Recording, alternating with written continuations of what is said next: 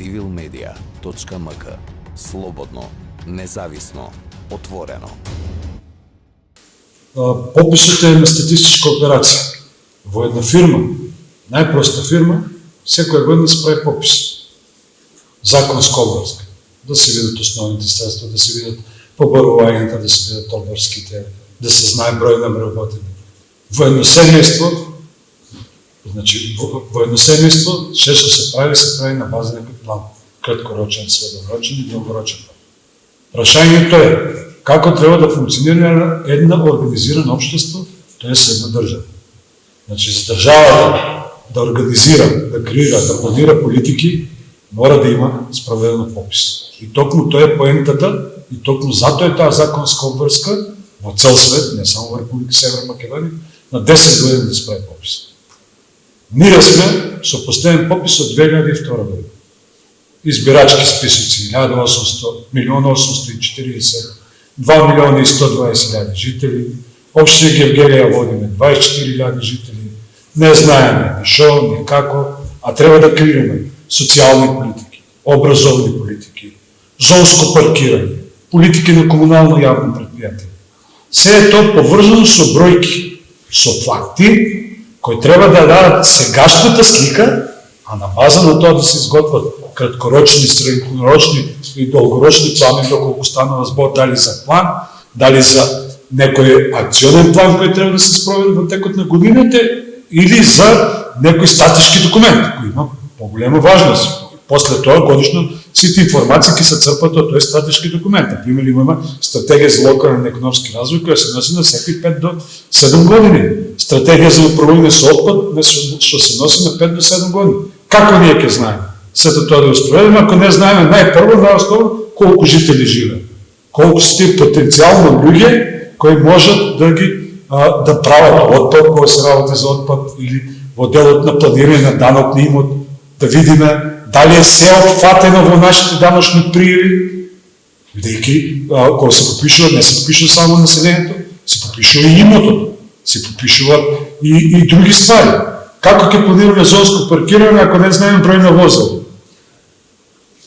Значи, сите се тие податоци кои се во служба не на општинската администрација. Општинската администрација сервис на граѓаните. Крајниот ефект треба да биде поголем, поквалитетен производ на општинската организација кој ќе биде наменет за животните потреби на граѓаните. И сега многу просто прашањето, јас како гледам на оваа операција, дали гледам како на политичка или на статистичка операција. Да, токму тоа е целта на пописот. Пописот е статистичка операција која треба да ни даде одговор на се.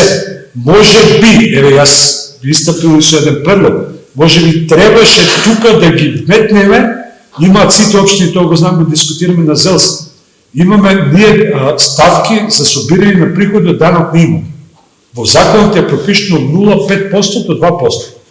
Меѓутоа, ние базата на податоци од УЈП имаме ја добиено од 2005 година, со втората фаза на фискална децентрализација. Сега, фали, тоа е факт во сите општини, фали реална проценка на вредноста на имотот. Тоа значи во секое семејство треба да влезат луѓе од општината кои треба да видат имотот кој е евидентиран во таа база на податоци, дали кореспондира со сегашната состојба на имотот. Не зборам само во метри квадратни. Дали е реновиран, дали е добил додатна вредност, дали е нешто доизградено, легализирано. И сега ова беше по мене шанса, пошто се влегува во секој дом, со таа акција да обучувачите беа малку порано избрани и на таа со пописот да имаш и посебен образец за таа работа и ќе завршиме многу голема работа за општините.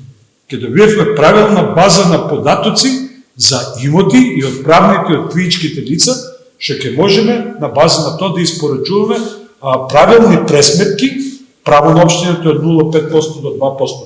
Тоа законот го дава, али прагот е тоа 0,5% 2%, секоја општина рајшно го определува право. Во Гевгелија е 0,5%, во општина Енден е 2%.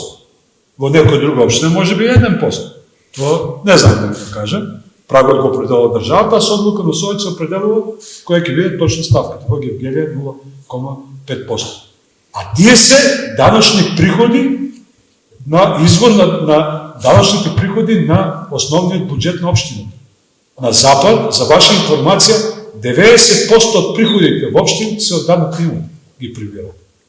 И ако се сеќавате, пред 10 дена беше на дебата за Рачиново, за тоа дека кој општини најмногу прибират општина Центар, општина Рачиново не прибират, токму тоа се збореше. Данок на имот, која е голема ставка во буџетите на општината. Значи, со реална фер за двете страни, со правилен попис, кога ние би дошли до утврдување на правилна вредност на сиот имот, со фер, не зголемување на ставката од 0,5, еве јас мислам ке најдем на подршка на Советот, да останала ставката на 0,5, али тогаш не би било оставено да виси прашањето дали е се опфатено со данъчните пријави, и тоа е сега оставено на свест на граѓаните. Или не е, и второ, да утврдиме правилна цена на вредноста на секој имот, па на база на таа цена ќе се пресметува стапката која ќе биде пропишена и пропишена од државата, а ќе биде потврдена од Совет на општината. Значи, на прашањето дали имаме интерес како општина и те како имаме, освен да креираме политики, имаме интерес и во приходниот дел, и во финансовите импликации на општината. Друго е прашањето, гледате што се случува во образованието. Дуалната настава, повеќе бара пракса него. Значи, мора, ќе имаме активна состојба во општеството, каде што функцијата и на менаџери, и на советници ќе биде проактивна. Значи, ние мора да потикнуваме процеси. Не да чекаме процесите да се случат, па после ние да реагираме. За сите тие работи треба стратешки пристап, длабок пристап, а сето тоа мора да произлезе од бројки. Од кај да знаеме ние, ако нема попис, фабриките колку капацитет имаат, колку фабрики има на територија на општина Гевгелија, со кои дејности се бават, кој има шифра на дејноста. Тоа се се фидбеци кои треба да ги прими општината, за да може да креира и во делот на образованието дуална политика. Градинки. Јас прост податок ќе ви кажам, не од пописот, ама многу сакам тоа да произлезе од пописот, заради тоа што ќе биде, тоа е таа западни вредности. Јас знам податок дека во Гевгелија меѓу 80 и 100 деца не може да се запишат во детските градинки. Нема број. Ама дали е тоа така? Од кај се тие деца?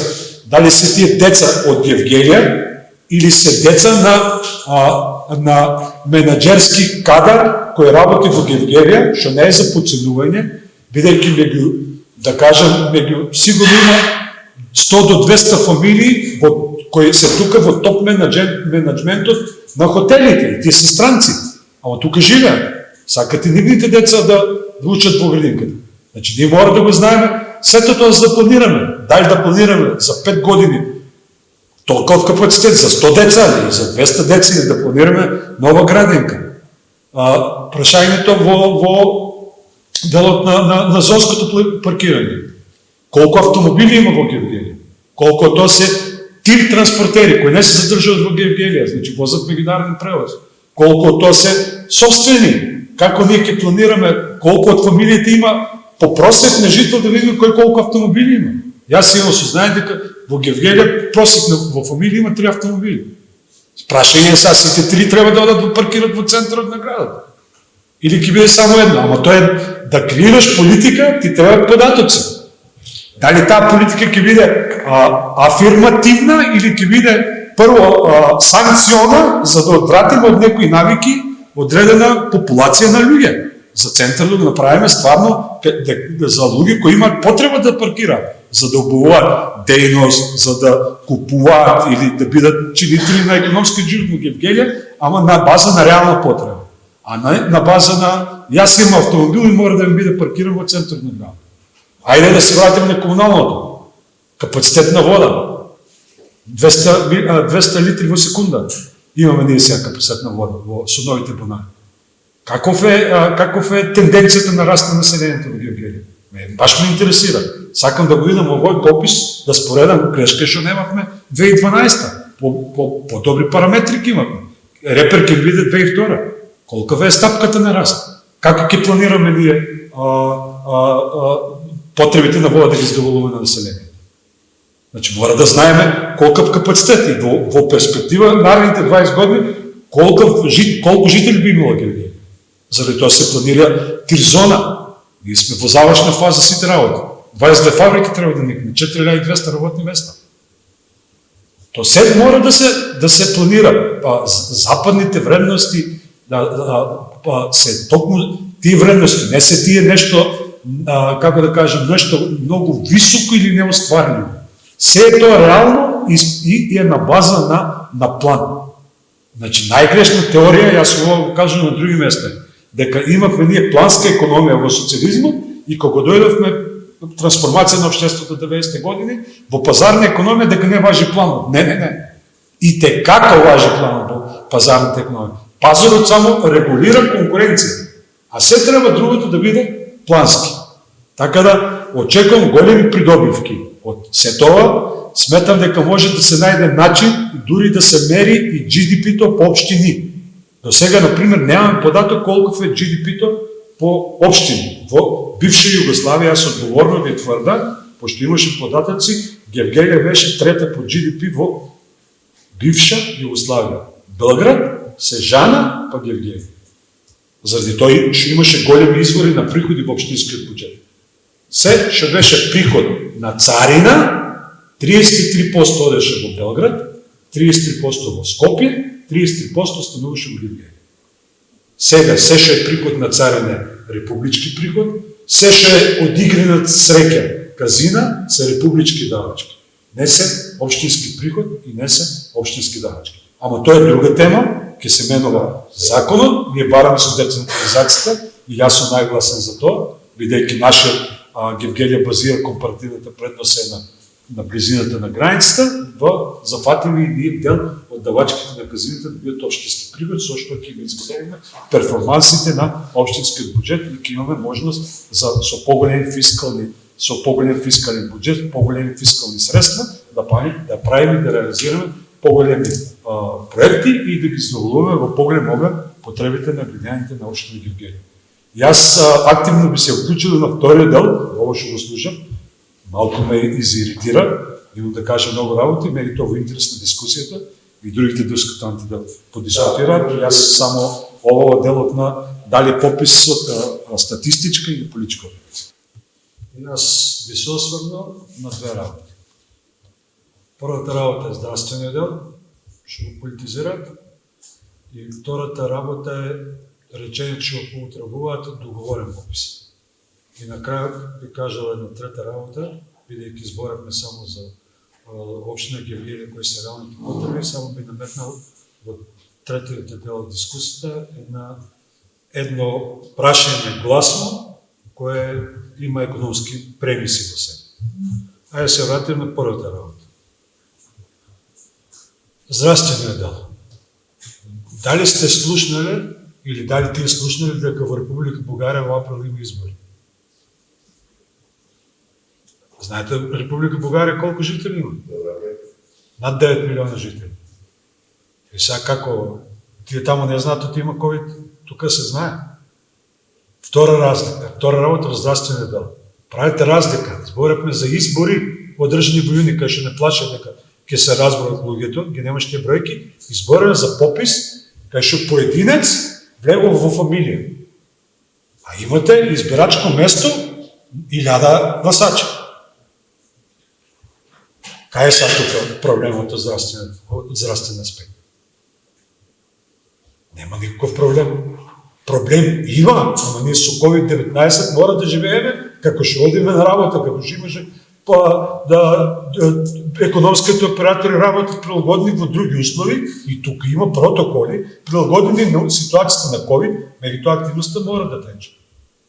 Ова е првиот дел, за да оставам место за и другите соговорници. Вториот дел, договорено било меѓу позицијата и опозицијата. Што се мисли? На кој колку ќе испадне во проценти? Ние се спреме кон Европа, јас за тоа немам дилеми за мене. Ние се влегуваме во Европа, најмалку 50% од суверенитетот на Македонија ќе го предадеме на Европска унија. Една Германија го предала 50% суверенитетот на една заедница што е богата заедница. И што ние са на база на цифри ќе одземаме некои колективни права или индивидуални права на луѓето, колку ќе испадне на попис. Ами не е тоа целта на попис. Еднаш дадени права може само да се унапредуваат тие права. И на крај крајава, ако е толку политички, ово што ќе окажеме во прилог на опозицијата. Дадените права беа во време на ВМРО да помоне. Дадените права беа во време на ВМРО да помоне. СДСМ, јас сум припадник на СДСМ, само ги усовршува тие права. Како тоа, што е тоа договорено? Јас знам дека единствено договорено е во коалиција дека сакат Македонија да влезе во Европа. Само тоа знам. И тоа е договор, и тоа е јавен договор. И јас аплодирам на тој договор. И повеќе од голем дел од граѓаните аплодираат на тој договор. Доста Македонија во кал се гуши. Време е да фатиме европски вредности. Ако не за нас, бар за овие младите генерации што ги останат за цел. И кажам дека ќе имам трет дел, што чисто има економски премиси. Сте слушали ли за податок бруто општествен производ по глава на жител? Или некој ги вика GDP по глава на жител. Македонија имате представа колков е бруто општествен производ? Над 10 милиарди. Ама за да го поделите, над 10 милиарди евро. Ама за да го поделите број на жител, може да ми ја кажете ви точната бројка на жител. Па сега дајте да видиме колку сме внатре, оти тој е GDP на Република Македонија, да видиме колку сме внатре, колку луѓе придонесуваат да го билдаме тој GDP. Бидејќи тие што се наши во странство, не го билдат нашиот GDP. Го билди GDP тоа ако живе во Германија на германската економија. Еми сега не е исто ако го поделиме 10 милиарди со 2 милиона 180 и да го поделиме со милиони и 600. А секоја земја, членка не на Европска унија, тие се официјални податоци на секоја земја, членка на Обединетите нации. Мора да истакне ставка на бруто на GDP по жител, за да видиме колку е богата, дали е развиена или е средно развиена или неразвиена, па Обединетите нации нели имат политики, за неразвиени има сиромашни земји, са високо развиени, има други работи, тие се бават со екологии, овие работи им се надминати, детските болести ние што си играме. Тие се бават со животна средина, со екологии, со квалитет на животот и 21 век е глупо да збориме дали одиш на работа и вземаш плата. Тоа беше 90-та година транзиција која беше. 21 век е борба за квалитет на живот, борба за човечки ресурси. Светот е отворен, глобализација, интернет, единствен пазар. Таму треба да гледаме перспективи. Јас би имал две пораки. Првата е до граѓаните на општина Гевгелија. Многу кратко, отворете врата. Отворете врата, дојде еден попишувач. Нема опасност од пандемија. Пандемијата стана секојдневие, веќе 10 март беше првиот случај во Гевгелија. Има тоа исто како да ви дошол комшија на кафе. Или одите на работа, седите, се дружите, животот мора да продолжи. Со тоа ќе покажеме европските вредности, со тоа ќе покажеме дека нешто сами знаеме, дека не треба за се меѓународна заедница, не треба да правиме се под притисок. Мора да правиме нешто што на крај крајава во организирана држава имаме и обврски, не само права. Значи, како што државата ни дава права, таа бара од нас обврски. Сега е време, како што викаше Кенеди, што ние може да направиме за државата. Не сакам да одам до толку високо да ја дигнам летвицата, али после 20 години да нема попис. Заради сите аргументи што ги изнесам, сега е време да покажеме свест. И мислам, го делам мислењето со Ката, дека тука ќе го положиме тестот на ниво на општина Гевгелија. Втората порака ми е упатена до политичките партии од опозицијата. Не тука господинот Камо, заради тоа што стварно го чувствувам како опозиција, или како конструктивна опозиција. Мислам дека одговорот на Петар Благоевски, одговорот се состои во една реченица. Опозицијата во моментот се плаши од секој успех на опозиција. Мојата порака е следната: дајте ве луѓе, сите да се вклучиме во успешна Република Македонија. Има време кај да се мериме позиција и власт. да се вклучиме заедно, подајте рака, како опозиција, во европските агенди, во пописо, во спремање на Македонија, во преговори со Европската Унија.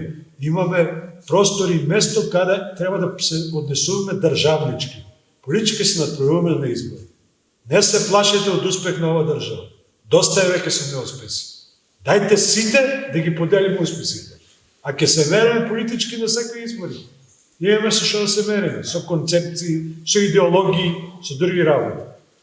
Ако не за нас, мора да се сакаме државата, мора да се сакаме децата, фамилии имаме сите. Тука сакаме да живееме, во Република Северна Македонија. civilmedia.mk. Слободно, независно, отворено.